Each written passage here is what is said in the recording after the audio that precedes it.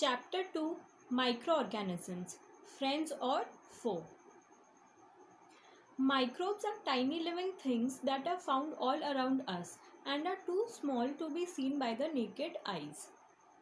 They live in water, soil, and in the air. The human body is home to millions of these microbes too. Microbes are also called as microorganisms. आपने अपने आसपास बहुत सारे plants और animals देखे होंगे, पर उनके अलावा और भी लिविंग ऑर्गेनिजम्स होते हैं जिनको हम नेकेड आई से नहीं देख सकते. उनको देखने के लिए मैग्नीफाइंग ग्लास या फिर माइक्रोस्कोप की ज़रूरत होती है.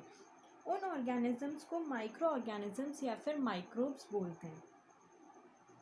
फॉर एग्जाम्पल, रेनी सीजन में आपने देखा होगा कि ब्रेड ख़राब हो जाती है.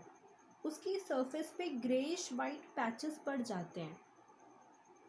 अगर आप इन पैचेस को मैग्नीफाइंग ग्लास से देखोगे तो आपको ब्लैक कलर के गोल स्ट्रक्चर्स दिखेंगे. वो माइक्रो ऑर्गेनिजम्स होते हैं. सॉइल में भी बहुत सारे टाइनी ऑर्गेनिजम्स प्रेजेंट होते हैं, लेकिन वो सारे माइक्रोब्स नहीं होते. सॉइल में जो माइक्रोब्स होते हैं वो बहुत छोटे होते हैं और उनको हम नेकेड आईज से नहीं देख सकते. ब्रेड पे जो ब्लैक राउंडेड स्ट्रक्चर्स हो जाते हैं वो फंगस होती है. उसको हम मैग्नीफाइंग ग्लास से देख सकते हैं, लेकिन जो दूसरे माइक्रो ऑर्गेनिजम्स हैं उनको हम माइक्रोस्कोप से ही देख सकते हैं. इसलिए उनको माइक्रो ऑर्गेनिजम्स या फिर माइक्रोब्स बोला जाता है. अब माइक्रो ऑर्गेनिजम्स को फर्दर डिवाइड किया गया है 4 ग्रुप्स में: bacteria, fungi, protozoa and algae. Now bacteria. Bacteria spiral shape के हो सकते हैं, रॉड शेप के हो सकते हैं. Algae examples chlamydomonas, spirogyra. Protozoa examples amoeba, paramecium. And fungi examples bread moulds जो कि ब्रेड पे होती हैं, Penicillium and Aspergillus.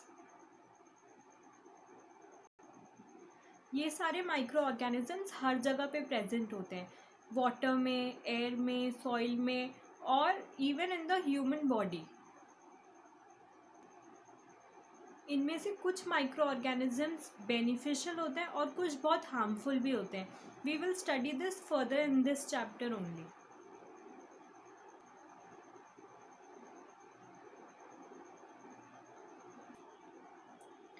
Viruses. Viruses are also microscopic, मतलब इनको भी सिर्फ माइक्रोस्कोप से ही देख सकते हैं. और ये तभी रिप्रोड्यूस करते हैं जब ये किसी बैक्टीरियम, प्लांट या फिर किसी एनिमल की बॉडी में एंटर कर चुके होते हैं. होस्ट की बॉडी के बाहर ये रिप्रोड्यूस नहीं कर सकते. कोल्ड, इन्फ्लुएंजा, फ्लू और कफ जैसे डिजीजेस वायरसेस से होते हैं. Serious diseases like polio and chickenpox are also caused by viruses. Similarly, malaria is caused by protozoans and typhoid and tuberculosis are bacterial diseases.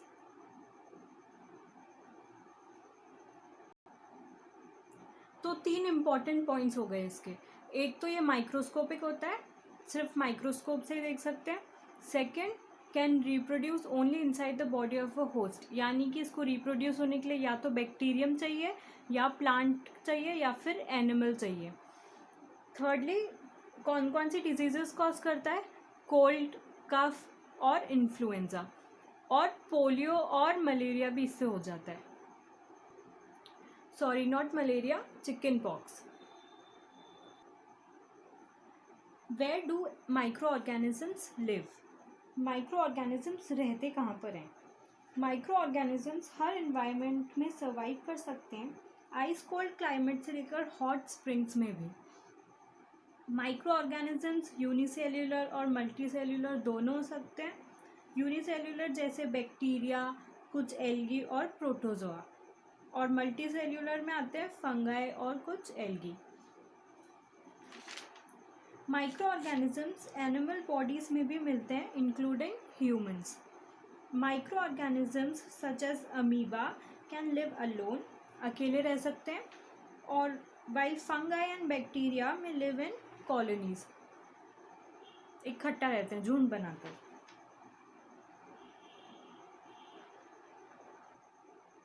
Microorganisms and us. Microorganisms play an important role in our lives. Some of them are beneficial in many ways, whereas some others are harmful and cause diseases. कुछ micro organisms beneficial होते हैं, फ़ायदा करते हैं, और कुछ बहुत harmful होते हैं जो डिजीजेस कॉज करते हैं. Useful microorganisms curd, bread और केक बनाने में काम करते हैं. Another benefit of microbes is that they are used in cleaning up of the environment.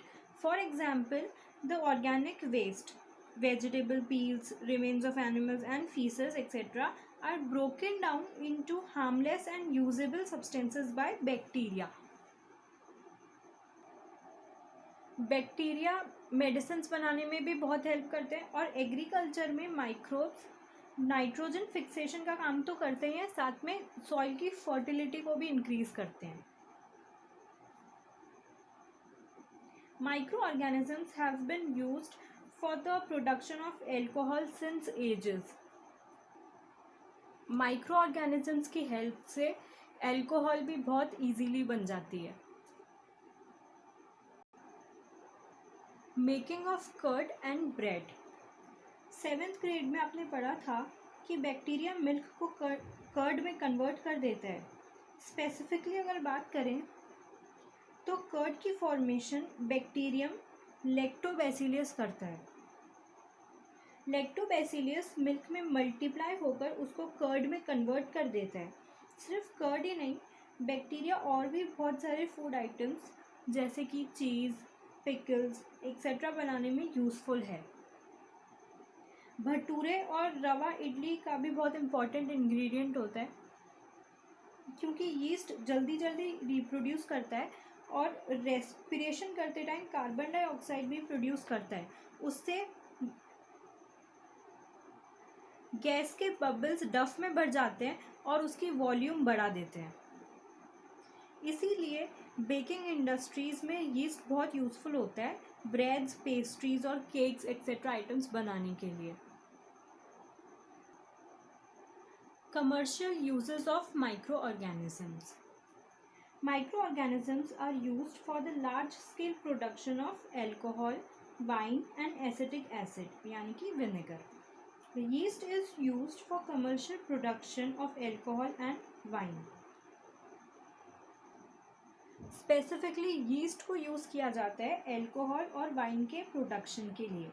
इसके लिए यीस्ट को कमर्शियली यूज़ करने के लिए उसको खुद उगाया जाता है. ग्रेन्स जैसे कि बार्ली, वीट, राइस और क्रश्ड फ्रूट जूसेस में भी नेचुरल शुगर्स प्रेजेंट होती हैं. इनके ऊपर यीस्ट को ग्रो किया जाता है ताकि कमर्शियल लार्ज स्केल प्रोडक्शन में यूज़ किया जा सके.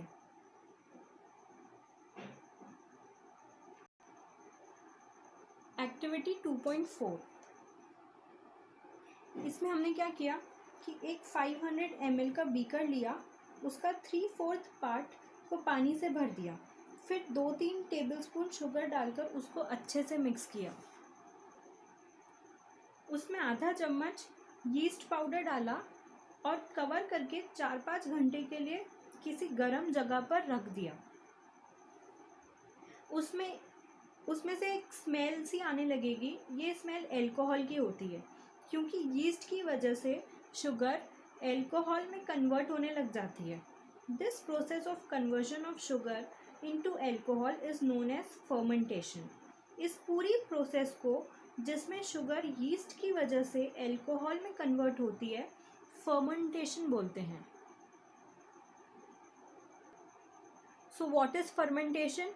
The process of conversion of sugar into alcohol by the help of yeast is known as fermentation.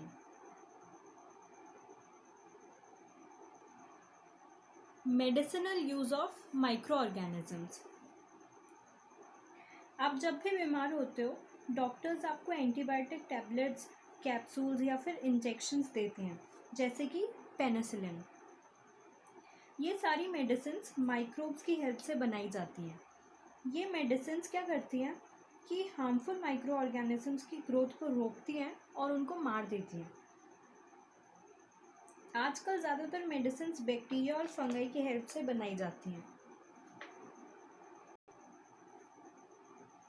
Streptomycin, tetracycline and erythromycin are some of the commonly known antibiotics which are made from fungi and bacteria. The antibiotics are manufactured by growing specific microorganisms and are used to cure a variety of diseases. Antibiotics are even mixed with the feed of livestock and poultry to check microbial infection in animals. They are also used to control many plant diseases. Poultry farming में भी animals के खाने में कुछ antibiotics मिलाई जाती है ताकि अगर कोई माइक्रोबियल इन्फेक्शन हो तो वो उससे हट जाए। माइक्रो ऑर्गेनिजम्स बहुत सारे प्लांट डिजीजेस को भी क्योर करने में यूजफुल हैं।